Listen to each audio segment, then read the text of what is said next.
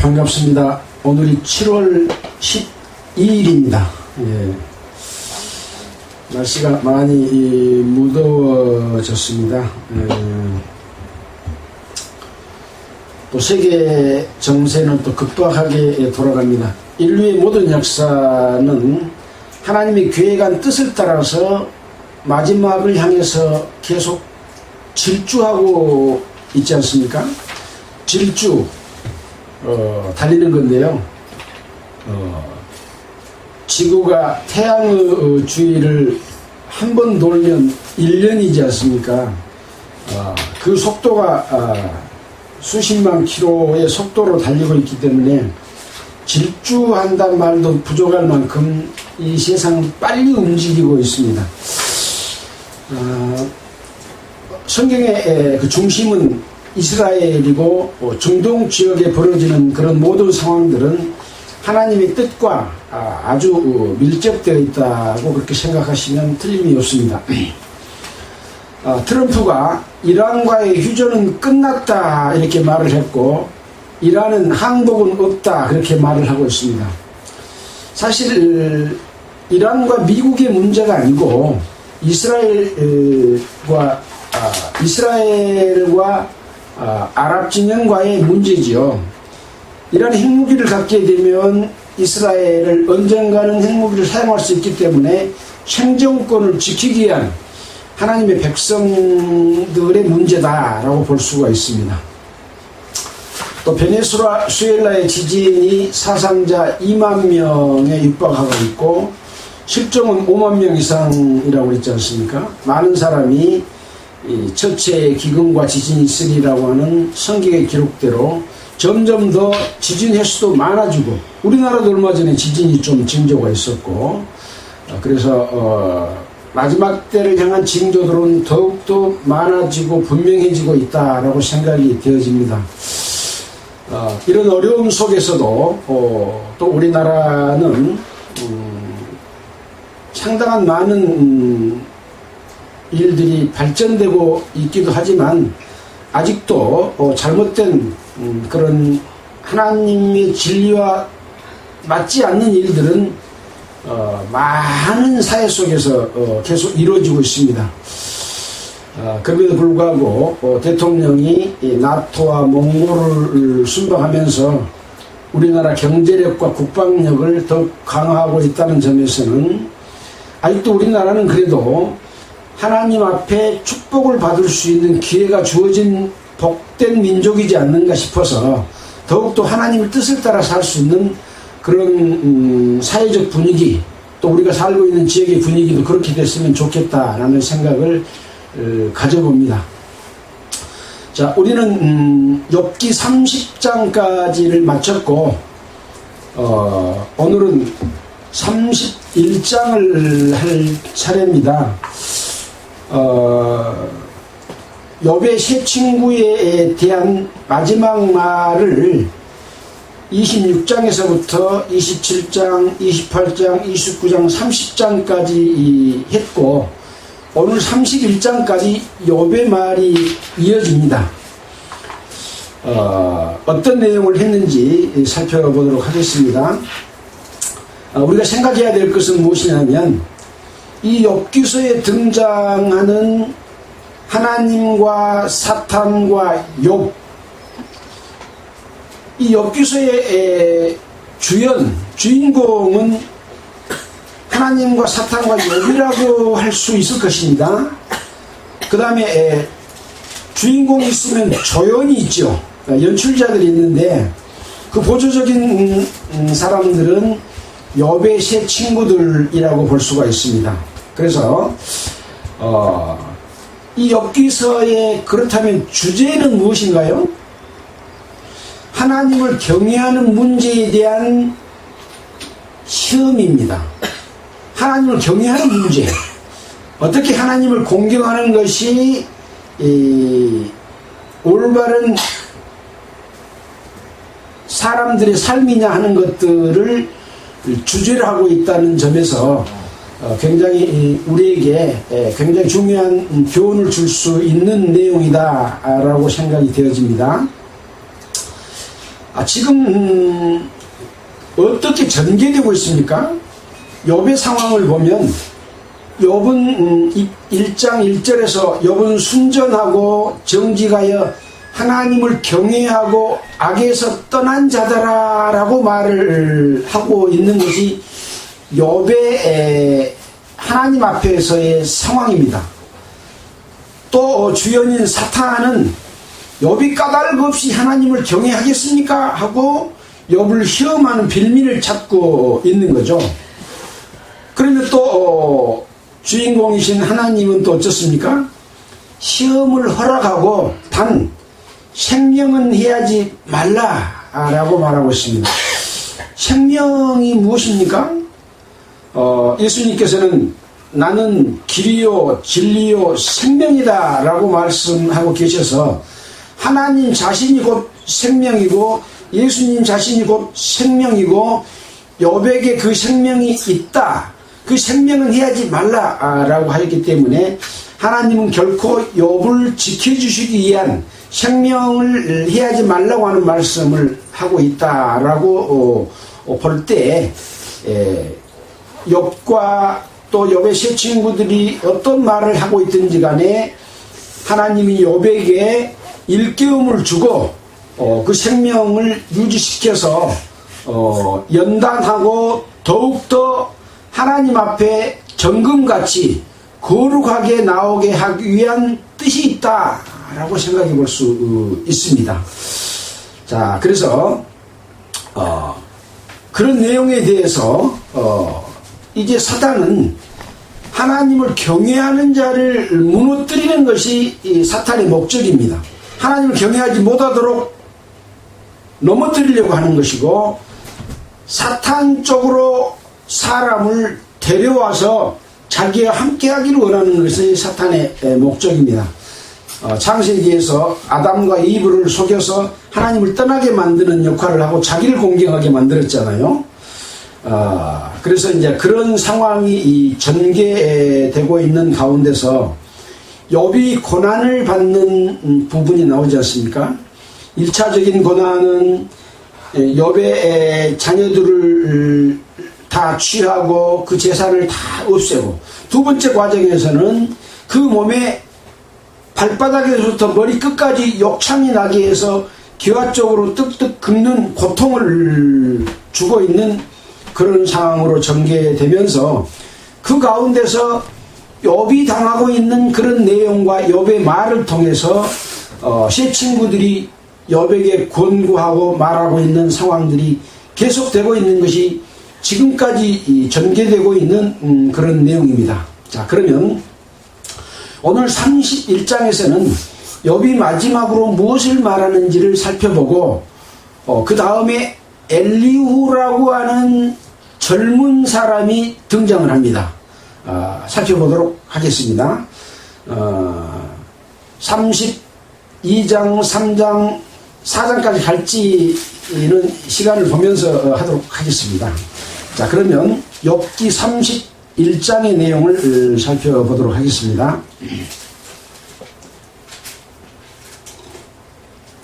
욥기 31장입니다. 내가 내 눈과 언약을 세웠나니 어찌 처녀에게 주목하랴. 나는 내 눈을 나쁜 곳을 보지 않겠다, 나의 욕심을 따라서 사는 것을 보지 않겠다 하고 눈과 욥이 언약을 했다. 근데 어찌 처녀를 바라보겠냐, 정욕적인 눈으로 처녀를 바라보겠냐. 그리하면 위에 계신 하나님의 내리시는 분깃이 무엇이겠으며 높은 곳에서 전능자에 주시는 사업이 무엇이겠느냐. 그러면 나에게 내리는 분깃도 나쁠 것이 될 것이고 전능자에 주신 산업은 전부 무익한 것, 나쁜 것일 뿐이지 않겠느냐라고 자기는 나쁜 것을 보지 않겠다라고 언약을 했다. 결국 무엇입니까? 욥은 하나님 앞에 의를 행하는 사람이다라고 자기 자신을 말하고 있는 중이죠.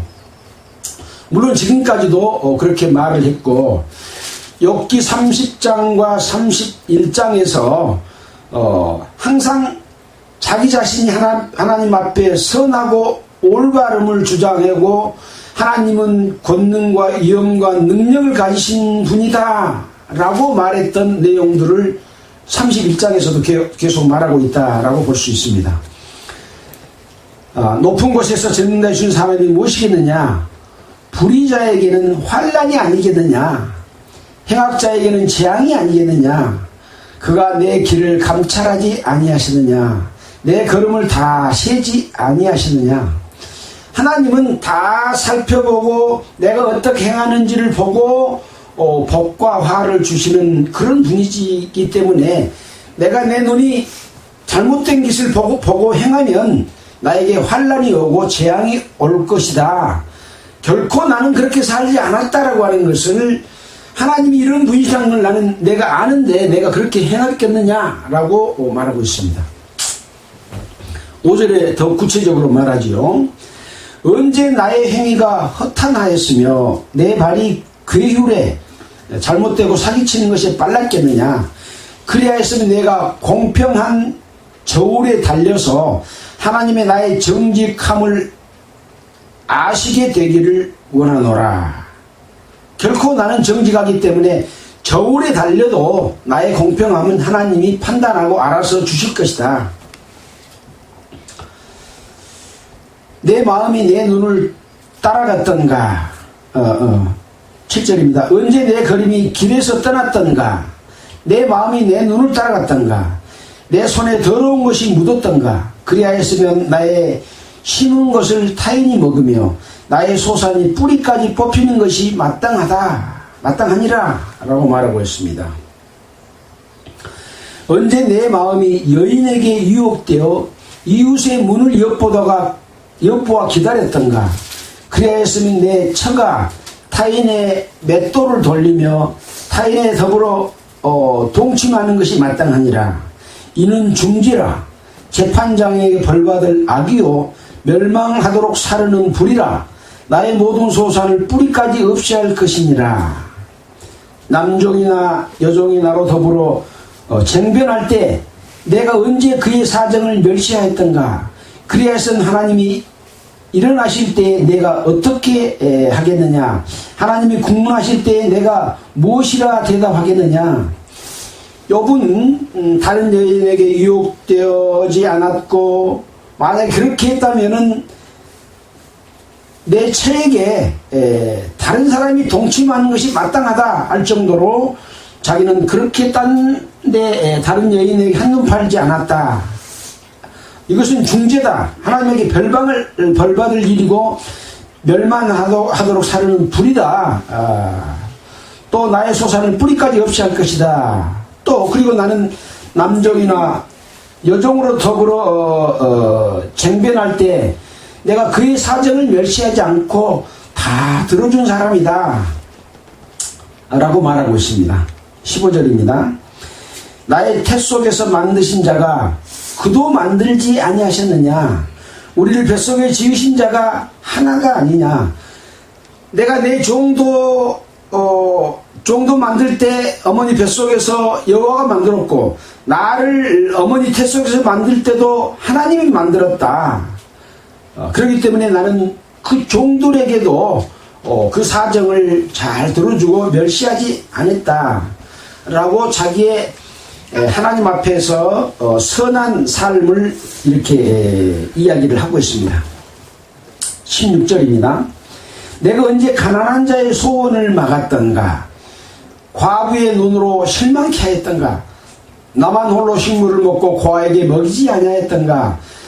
실상은 내가 젊었을 때부터 고아 기르기를 그의 아비처럼 하였으며 내가 모태에서 나온 후로 과부를 인도하였었노라. 자기는 어렸을 때부터 이렇게 과부들을 보호하고 살피고 인도했다. 내가 언제 사람의 의복이 없이 죽게 된 것이나 빈궁한 자가 덮을 것이 없는 것을 보고도 나의 양털로 그 몸을 더웁게 입혀서 그로 나를 위하여 복을 빌게 하지 아니하였던가. 내가 그렇게 베풀면서 그 사람들은 나의 베품을 보고 그들이 나를 위하여 복을 받게 하도록 하는 그런 솔선을 행했다라는 것이죠. 21절입니다. 나를 도와주는 자가 성문에 있음을 보고 내가 손을 들어 고아를 쳤던가. 그래야했으면 내 어깨뼈에서 떨어지고 내 팔을 뼈가 부러짐이 마땅하니라. 나는 하나님의 재앙을 심히 두려워하고 그 위험을 인하여 아무것도 할 수 없느니라.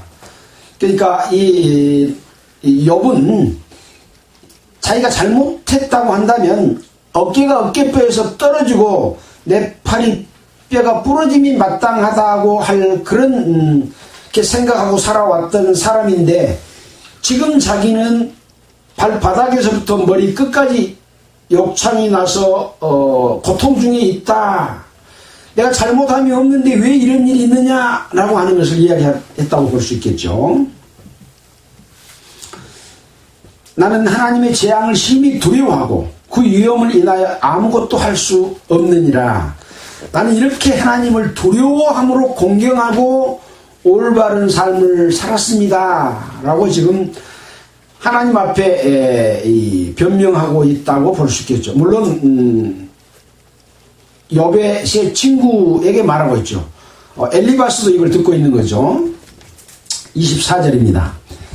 내가 언제 금으로 내 소망을 삼고 정금으로 너는 내 의뢰하는 바라 하였던가. 금으로 소망을 삼고 정금으로 내 의뢰하는 바라. 사람은 금과 은 많은 재물을 가지고 살면은 못할 일이 없다고 생각하고 그것을 의지하고 살잖아요. 돈을 의지하고 살잖아요. 근데 자기는 그렇게 하지 않았다. 왜냐? 정금보다 더 귀한 것은 하나님을 공경하고 하나님의 명령을 따르고 악에서 떠나는 것이 명철이라고 욥은 이해하고 있지 않습니까? 그런 삶을 살았다라고 하는 것이죠. 언제 재물의 풍부함과 손으로 얻은 것이 많음으로 기뻐했던가. 언제 태양의 빛남과 달의 명랑하게 운행된 것을 보고 내 마음이 가만히 유혹되어 손에 입맞추었던가. 이 부분은 무엇을 이야기하고 있습니까? 하나님이 만드신 피조물을 공경하고 섬겼다. 이것은 우상 섬기는 거잖아요. 피조물을 조물주보다 더 경배하고 섬김이라. 피조물을 달과 해와 별들을 섬기지 말라. 하나님께서는 말씀하셨잖아요. 또 율법으로도 그렇게 말하고 있고요. 자기는 그런 것들을 피조물을 조물주보다 경배하고 섬기는 우상 섬김을 하지 않았다. 오직 그것을 창조하신 하나님만을 공경하고 그 뜻을 따르고 하나님만을 섬겼다라고 하는 의미가 거기 담겨 있습니다. 28절입니다. 이 역시 재판장에게 벌받을 죄악이니 내가 그리하였으면 위에 계신 하나님을 배반한 것이니라. 사람들은 피조물을 조물주보다 경배하는 일을 너무 많이 합니다. 천신, 지신, 목신, 별신, 또 어떤 큰 바위에게 또 섬기고, 또 물이 잘 나오는 샘이 있으면 샘에 가서 또 쌀 놔두고 거기 빌고 절하고 그러잖아요. 또 어떤 당산나무가 있으면 거기 금줄 주고 거기 나무신이 거기 있다고 거기에다 빌고. 이런 피조물을 하나님이 다 만드신 피조물인데 하나님을 공경한 게 아니라 피조물을 공경하는 이런 잘못된 일을 행한 것이 큰 죄죠. 자, 그래서 하나님 외에는 공경하지 말라고 또 십계명에서도 이야기하고 있지 않습니까? 그것은 곧 하나님을 배반하는 것이다. 이때는 십계명이 없을 때이기 때도 욥은 이렇게 하나님을 공경했다라고 말할 수 있고요. 29절입니다. 내가 언제 나를 미워하는 자의 멸망을 기뻐하였으며 그 재앙의 만남을 인하여 기운을 뽐내었던가. 나를 미워하는 자를 얘가 멸망하기를 바랬냐? 그렇지 않았다. 그의 재앙을 만났다고 해서 기운을 뽐내었냐? 그렇지 않았다. 이것은 곧 마태복음 5장 44절에 너희 원수를 사랑하라 하는 예수님의 뜻과도 같은 그런 일을 욥은 행해왔던 사람이다 라는 것을 자기 자신이 지금 말하고 있습니다. 실상은 내가 그의 죽기를 구하는 말로 저주하여 내 입으로 범죄케 아니하였느니라. 내 장막 사람의 말이 주인의 고기에 배부르지 않는 자가 어디 있느뇨 하지 아니하였는가. 나그네로서 거리에서 자기하지 아니하고 내가 해인에게 내 문을 열어주었었노라. 내가 언제 큰 무리를 두려워하며 족속의 멸시를 무서워함으로 잠잠하고 문에 나가지 아니하며 타인처럼 내 죄악을 품에 숨겨 허물을 가리었었던가. 누구든지 나의 변명을 들을지니라. 이 욥은 무리가 크다고 해서 두려워하지 않고 옳은 일을 할 때는 담대히 나가서 앞장서 왔던 그런 사람이었다. 그러기 어렵죠. 되게 무리가 크고 힘이 많으면 움츠리고 슬그머니 거기에 빌붙어서 그들이 행위가 나쁠지라도 그 속에서 자기 유익을 취하고 있는 사람이 대부분입니다. 옳지 않는 자가 무리가 많고 권력이 있다고 할지라도 담대히 나가서 싸우는 사람은 아주 적습니다. 욥은 그럼에도 불구하고 하나님의 뜻에 합당한 그런 삶을 사는 사람이었다고 볼 수 있으면서 죄악을 품에 숨겨 허물을 가린 적이 없었다. 누구든지 나의 변명을 들을지어다. 여태 말한 이 모든 내용들은 자기 자신이 의롭다 하는 것을 변백하고 있는 그런 말인 거죠. 그래서 여러 사람이 좀 들어라. 나의 서명이 여기 있으니 전능자가 내게 대답하기를 원하노라. 지금 오직 욥의 세 친구나 어떤 사람의 말도 나에게 지금 답이 되지 못하고 있다. 나는 우주 만물을 창조하신 하나님과 전능자와 변호해서 깨끗하게 밝혀지기를 원한다. 전능자가 나에게 대답하기를 원한다 라고 말하면서 무슨 말을 또 하냐면 내 대적에 기록한 소장이 내게 있었으면 좋겠다는 거죠. 소장은 뭔가요? 어떤 잘못을 저지르면 잘못을 저지른 나에게 상대편이 소송을 해서 처벌받게 하는 것이 소장이지 않습니까? 고소장이에요. 고소장. 근데 지금 욥은 고소장을 받아본 적이 없다. 고소장이 있었으면 좋겠다. 그래야 내가 소장에 대해서 잘못한지 잘한지를 내가 변명할 거 아니냐. 소장도 없이 고통 중에 있다 라고 하는 것이죠. 내가 소장이 있었으면 내가 어깨에 메기도 하고 면류관처럼 머리에 쓰기도 하며 내 걸음의 수요를 그에게 고하고 왕족처럼 그를 가까이 하였으리라. 소장이 있었다면 그 소장을 존경하고 어깨에 메기도 하고 면류관처럼 머리에 쓰기도 하고 왕족처럼 그를 가까이 했을 것이다. 이만큼 나는 소장 받을 일을 한 적이 없는 사람이다. 제발 좀 소장이라도 나한테 내놔봐라. 그런 이야기죠. 이렇게 말할 수 있는 사람이 정말 많지 않겠죠. 그러면서 또 구체적으로 이야기합니다. 언제 내 토지가 부르짖어 나를 책망하며 그 이랑이 일시에 울었던가. 이 말은 무슨 말인가요? 내 토지가 내게 부르짖는다. 그런 말은 어떤 것과 연상할 수가 있습니까? 레위기 18장 24절 한번 볼까요? 레위기 18장 24절. 창세기 출애굽기 레위기죠. 18장 24절에 보면 이런 말씀이 있습니다. 174페이지입니다. 너희는 이 모든 일로 스스로 더럽히지 말라. 내가 너희 앞에서 쫓아내는 족속들이 이 모든 일로 인하여 더러워졌고 그 땅도 더러워졌으므로 내가 그 악을 인하여 벌하고 그 땅도 스스로 그 거민을 토하여 내느니라. 그러므로 너희 곧 너희 동족이나 혹시 너희 중에 우가는 타국인이나 나의 규례와 법도를 지키고 이런 가증한 일을 하나도 행치 말라. 이스라엘 백성들에게 그 가나안 땅을 주면서 가나안 땅에서 모든 족속들을 내쫓으라고 할 때 가나안 땅은 하나님이 거하실 처소고 거룩한 것이지 않아요. 성소지 않아요. 근데 그 성소에 사는 이 여러 족속들이 다른 신을 섬기고 악한 일을 행했기 때문에 땅이 그들을 도하여 내쳤다 라고 하는 말과 같은 뜻으로 욥기 31장 38절에 언제 내 토지가 부르짖어 나를 책망하며 그 이랑이 일시 울었던가 라고 하는 거죠. 39절입니다. 언제 내가 값을 내지 않고 그 소산물을 먹고 그 소유주로 생명을 잃게 하였던가. 값을 내지 않고 소산물을 먹은 적이 없다. 또 소유주로 생명을 잃게 한 적이 없다.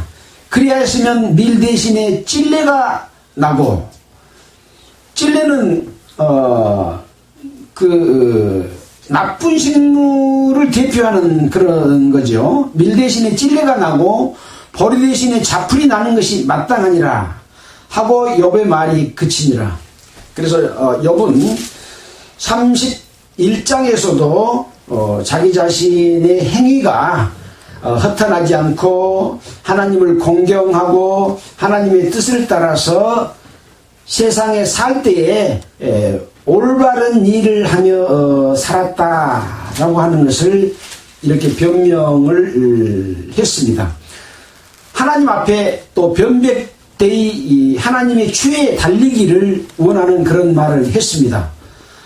자, 이런 말을 하는데 갑자기 엘리후가 등장을 합니다. 자, 엘리후는 어떤 사람일까? 또 엘리후는 무슨 말을 하고 있는지 굉장히 궁금한 상황입니다. 보겠습니다. 제목은 엘리후가 노를 바라다 라고 말하면서 32장 1절로부터 37장 24절까지 엘리후가 상당히 많은 부분에 대해서 노를 바라는 내용이 나옵니다. 보겠습니다. 욥이 스스로 의롭게 여김으로 그 세 사람의 대답이 그치네. 욥이 마지막으로 말을 그쳤지 않습니까? 거기에 대해서 욥의 세 친구가 다른 말을 하지 못하고 말이 그쳤던 모양입니다. 그래서 이제 엘리후가 등장을 합니다. 람 족속 부수 사람 바라기의 아들 엘리후가 노를 바라니 그가 욥에게 노를 바라는 이유가 뭐냐? 바로 욥이 하나님보다 자기가 의롭다 합니다 라고 하는 거죠. 지금 욥의 말 중에 하나님보다 자기가 의롭다고 말한 적이 있습니까? 없었습니다. 욥은 단지 자기가 의롭다고 말하지 하나님보다 내가 의롭습니다 라고 말한 적이 없습니다. 근데 엘리후가 볼 때는 욥의 말이 네가 하나님보다 자기가 의롭다고 말하고 있다 라고 말하고 있는 거죠. 왜 그렇게 말했는지 뒤에서 한번 또 답을 얻도록 해보겠습니다. 또 세 친구에게 노를 바란 이유는 뭐냐? 그들이 능히 대답지 못하면서 욥을 정죄한다. 하나님의 뜻을 따라서 정답을 내놓지도 못하면서 욥을 너희들이 정죄하고 있다 라고 하는 거죠. 너희들은 욥을 정죄할 수 있는 자격이 없기 때문에 그렇다라고 하는 거죠. 그리고 욥에게도 네 자신이 하나님보다 의롭다 할 자격이 없다라고 하는 그런 의미로서 욥이 노를 바라고 있는 겁니다. 자, 4절입니다. 엘리후가 그들의 나이 자기보다 많음으로 욥에게 말하기를 참고 있다가 세 사람의 입에 대답이 없음을 보고 노를 바라니라. 아마 이 엘리후는 젊은 사람인가 보여요. 그러니까 자기가 나이보다 많은 사람들이 욥에게 말하는 것을 듣고 있고 또 욥이 말하는 것도 듣고 있는 것을 타당치 못해도 참고 있다가 세 사람의 입에서 대답이 없음을 보고 노를 바랬다라고 말하고 있습니다. 자, 8절입니다. 부수 사람 바락에 대하를 엘리후가 발언하여 가로되 나는 연소하고 당신들은 연로함으로 참고 나의 의견을 감히 진술치 못하였었노라. 내가 말하기를 날이 많은 자가 말을 낼 것이요 해가 오랜 자가 지혜를 가르칠 것이라 하였으나 그러니까 보통 일반적인 것이 날이 많은 자가 말을 많이 낼 것이다. 또 연로하는 자가 지혜를 가르칠 것이라 이렇게 했으나 사람의 속에는 신령이 있고 전능자의 기운이 사람에게 총명을 주시나니 대인이라고 지혜로운 것이 아니요 노인이라고 공의를 깨닫는 것이 아니라 라고 엘리후가 말을 합니다. 나이가 많다고 또 노인이라고 또 장로라고 또 그 백성들을 다스리는 위치에 있다고 해서 지혜로운 것이 아니다. 또 공의로운 것이 아니다. 라고 엘리후는 말을 하고 있습니다. 우리 나이 갖고 따지지 마라. 그런 이야기죠. 뭐 우리 사회에서도 대부분 연로자의 어른들의 말을 존중합니다. 그러나 그 어른들의 말이 옳지 않은 부분도 있다. 공의롭지 못한 말도 있다라고 하는 것을 이야기하고 있는 거죠. 그러므로 내가 말하노니 내 말을 들으라. 나도 내 의견을 나타내 보이겠다. 내가 당신들의 말을 기다렸고 당신들이 할 말을 합당하도록 하여 보는 동안에 그 변론에 내 귀를 기울였더니 자세히 들은즉 당신들 가운데 욥을 꺾어 그 말을 대답하는 자가 없도다. 욥이 말하고 있는데 그 욥의 말을 꺾어서 대답할 자들이 하나도 없다. 근데 실은 욥의 세 친구들의 말들이 정말 일리 있고 타당한 이야기들을 많이 했지 않습니까? 그러나 엘리후가 볼 때는 그것이 지혜로운 것이라고 말할 수도 없고 공의로운 것이라 말할 수도 없다. 지금 엘리후는 하나님의 지혜와 하나님의 공의는 따로 있다. 이것을 지금 전제를 깔고 있는 거죠. 당신들이 혹시라도 말하기를 우리가 지혜를 깨달았었구나. 그를 이길 자는 하나님이시요 사람이 아니라 하지 말지니라. 지금까지 말을 들어보니까 너희 말이 지혜를 깨달은 사람이다. 욥을 이길 자는 하나님이시요 그런 말도 하지 말아라. 라고 지금 노인들의 말, 나이 드신 자의 말들이 지혜롭고 공의로운 것이 아니니까 하나님의 지혜를 깨달았다고 하는 말도 하지 말아라. 이런 이야기를 하고 있지 않습니까? 그가 내게 말을 내지 아니했으니 나도 당신들의 말처럼 그에게 대답지 아니하리라. 당신들의 말 같은 말로 나는 욥에게 대답하지 않겠다. 15절입니다. 그들이 놀라서 다시 대답하지 못하니 욥의 세 친구들이죠. 할 말이 없음이로구나. 그들이 말이 없이 가만히 서서 다시 대답하지 아니한즉 내가 어찌 더 기다리겠느냐. 나도 내 본분대로 대답하고 나도 내 의향을 보이리니 내게 말이 가득하고 내 심령이 나를 강박함이니라.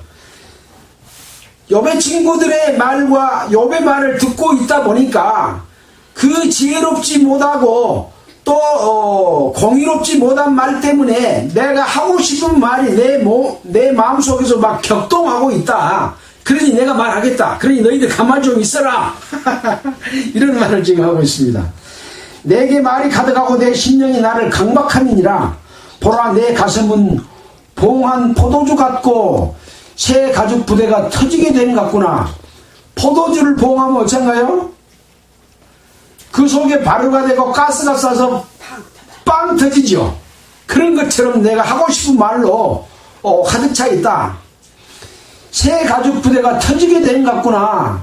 가죽 부대에다 포도주를 넣으면 속에서 부활하고 온도가 높으면 그 뚜껑을 열고 터지고 새 나오기도 하죠. 그래서 단단한 가죽으로 포도주를 담는 그릇을 만듭니다.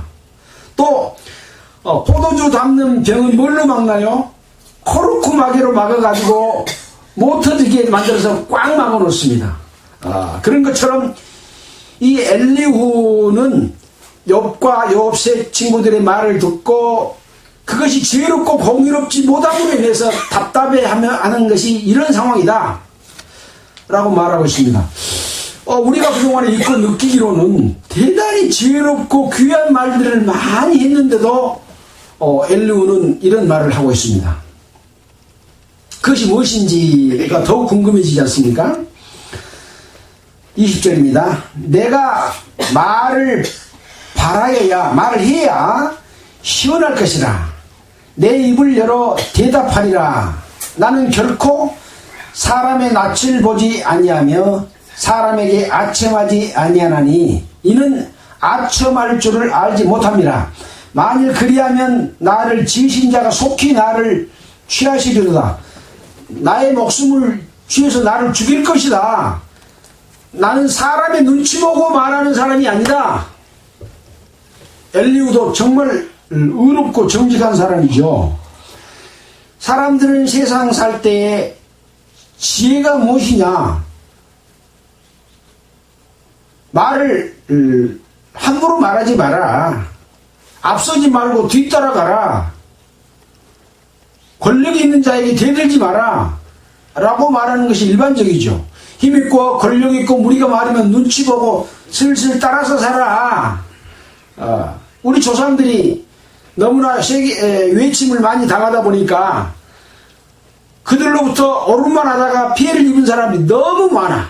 그러니까 앞장서지 마라. 말을 절대 말하지 말고 나무 뒤에 따라가라 라고 우리 조상들이 자녀들을 교육을 합니다. 옳지 않는 교육이죠. 그러나 엘리후는 결코 사람을 낯을 보지 않는다. 또 사람에게 아첨하지 않는다. 아첨할 줄을 자체를 나는 모른다. 만약에 아첨하고 눈치 본 사람이었으면 하나님이 나를 속히 데려갈 것이다 라고 말을 하고 있습니다. 엘리후 말이 더욱 기대되죠. 33장입니다. 그런즉 욥이여 내 말을 들으며 나의 모든 말에 귀를 기울이기를 원하노라.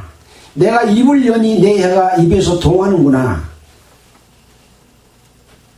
내 말이 내 마음의 정직함을 나타내고 내 입술이 아는 바를 진실이 말하리라. 하나님의 신이 나를 지으셨고 전능자의 기운이 나를 살리시느니라. 네가 할 수 있거든 일어서서 내게 대답하고 내 앞에 진술하라. 나와 네가 하나님 앞에서 일반이니 나도 흙으로 지으심을 입었은즉 내 유형으로는 너를 두렵게 하지 못하고 내 권세로는 너를 누르지 못하느니라. 욥에게 나도 똑같이 흙으로 지으심을 받은 사람이기 때문에 내 위험으로는 너를 두렵게 하지 못하고 내 권세로는 너를 누르지 못할 것이다. 그러나 하나님의 신이 나를 지으셨고 전능자의 기운이 나를 살리신다 라고 말하면서 욥의 위치에서 동등한 입장에서 말하고자 한다 라고 지금 욥에게 말을 시작을 했습니다. 네가 실로 나의 듣는데 말하였고 나는 네 말소리를 들었느니라. 이르기를 나는 깨끗하여 죄가 없고 허물이 없으며 불의도 없거늘 하나님이 나를 칠 틈을 찾으시며 나를 대적으로 여기사 내 발을 착고에 채우시고 나의 모든 길을 감시하신다 하였느니라. 이 말에 대해서 아까 32장 서두에 말한 것처럼 욥이 하나님보다 자기가 의롭다 하다 한 말이 이 말을 가리켜서 그렇게 이야기한 것이라고 할 수 있지 않습니까? 나는 깨끗하여 죄가 없고 허물이 없으며 불의도 없거늘 하나님이 나를 칠 틈을 찾으시며 나를 대적으로 여기사 내 발을 착고에 세우시고 나의 모든 길을 감시하신다 하였느니라. 내가 너에게 대답하리라. 이 말에 네가 의롭지 못하니 하나님은 사람보다 크심이니라. 네가 그렇게 말하고 있는데 네는 판단자가 아니고 하나님만이 판단할 수 있는 자고 심판할 수 있는 자인데 네가 네 의로움을 드러내서 네가 주권자가 되려고 하느냐. 주권자는 하나님이다. 그래서 이 말이 네가 의롭지 못했기 때문에 바로 사람이 하나님보다 크지 못하다. 그래서 하나님은 사람보다 크심이라 이렇게 말하고 있습니다. 무슨 말씀인지 알겠죠? 아무리 사람이 의롭게 살고 또 율법을 지키고 산다고 하지만 그것이 관해서 복을 주고 화를 주는 것은 하나님이 보시는 기준인지 네가 살았다고 네 스스로 판단하는 기준이 아니다고 하는 것이죠. 네. 율법을 10계명을 주고 이스라엘 백성에게 율법을 줬습니다. 그들이 10계명을 지키고 율법을 지킨다고 생각하고 자기들은 의롭게 생각하는 사람들이 이스라엘 백성들이지 않아요. 바리새인들이지 않아요. 서기관이지 않아요. 이스라엘 장로들이고 이스라엘 백성을 인도하는 인도자들입니다. 그들의 행위를 말랍게 잘 나타내 보여주고 있지 않습니까? 지금 욥도 그러한 상황이다. 너희들이 율법을 잘 지키고 또 여호와를 공경하고 제사를 드리고 있다고 하지만 하나님이 보실 때는 그것이 지혜로운 것이 아니고 공의도 아니고 율법 지킨 것도 아니고 의로운 것이 아니다라고 보고 있는 하나님의 기준을 따라야 된다.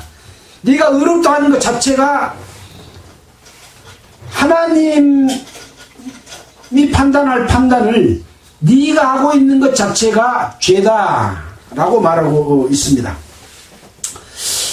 33장을 다 하면 시간이 모자랄 것 같은데요. 오늘 33장 서두 부분만 하고 마치도록 하겠습니다. 1시간 정도 하게 되면 듣는 사람이 조금 지루하게 느껴진다는 그런 주문들이 있습니다. 그래서 오늘 다음 주에 다시 이 33장을 복습해서 진행하더라도 오늘 여기까지 마치도록 하겠습니다.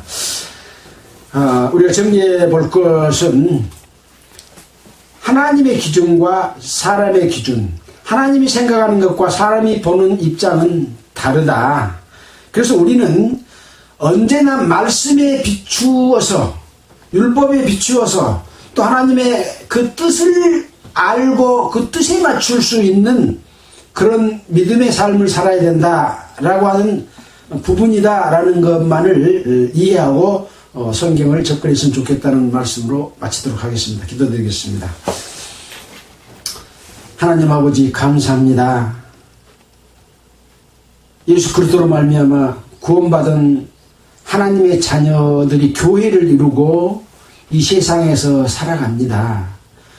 그러나 이 교회가 사람의 생각과 기준으로 어떤 그 방법들을 정하고 또 그렇게 하나님을 공경하는 것들이 우상이 되어버리는 경우가 너무나 많습니다.